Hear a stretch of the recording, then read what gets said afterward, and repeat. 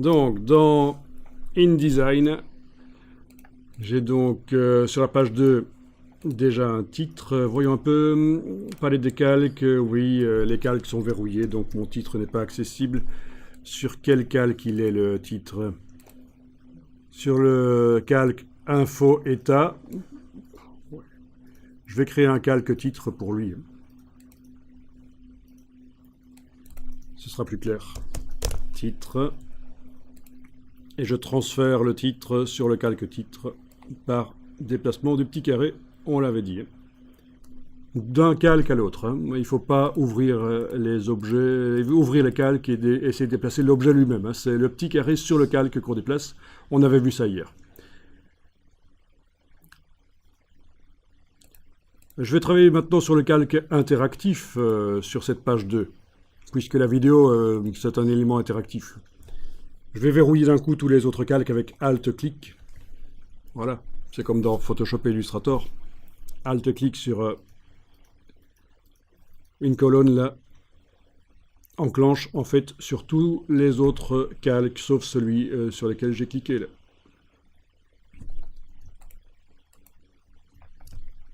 Et alors on va importer la vidéo. Fichier importé.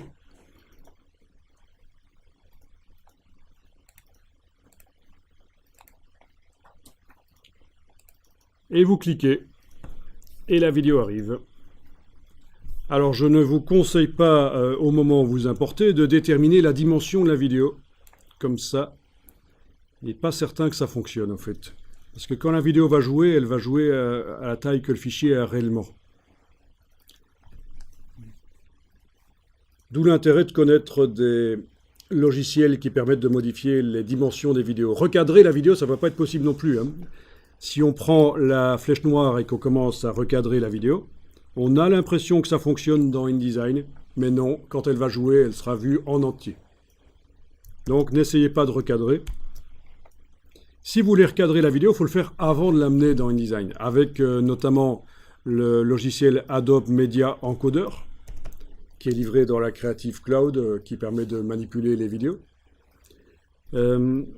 Et si vous ne l'avez pas, pour une raison ou pour une autre, il existe d'autres systèmes, même un qui est gratuit, open source, et qui est pas mal, qui est connu, c'est Handbrake.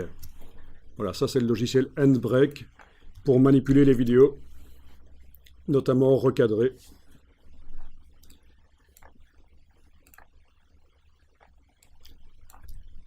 Voilà, ça c'est Handbrake, qui ne doit exister que sur Mac en fait, je pense. Mais bon, vous avez aussi Media Encoder de Adobe qui est là. Si vous voulez recadrer la vidéo, je vous montre comment ça marche rapidement dans Media Encoder. Recadrer la vidéo, donc vous ne pourrez pas le faire dans InDesign, je vous rappelle, même si vous avez l'impression que ça va fonctionner. Donc, j'ai amené la vidéo dans le Media Encoder.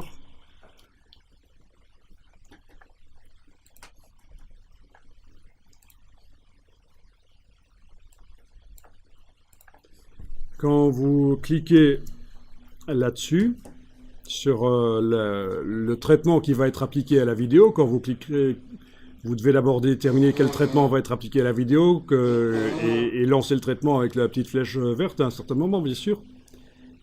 Quand vous cliquez là, vous avez une boîte qui s'ouvre, les réglages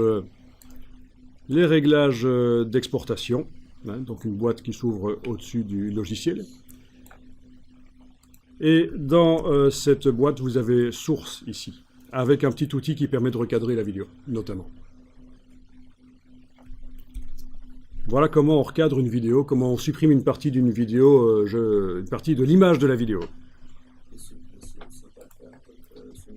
Oui, bien sûr, si vous avez Sony Vegas, Adobe Premiere, After Effects, même Photoshop peut servir à faire ça aussi, recadrer une vidéo, bien sûr.